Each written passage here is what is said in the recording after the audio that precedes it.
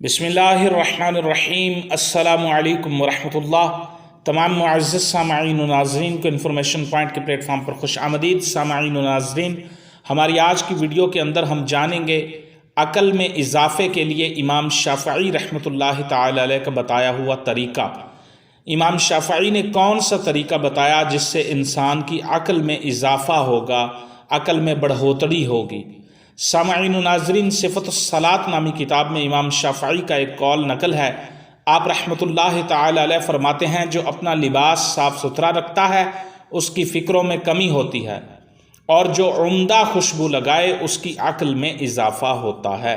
امام شافعی فرماتے ہیں، جو اپنا لباس صاف ستھرا رکھتا ہے اس کی فکروں میں، سوچوں میں کمی ہوتی ہے، غموں میں کمی ہوتی ہے، اور جو عمدہ خوشبو لگائے اس کی عقل میں اضافہ ہوتا ہے۔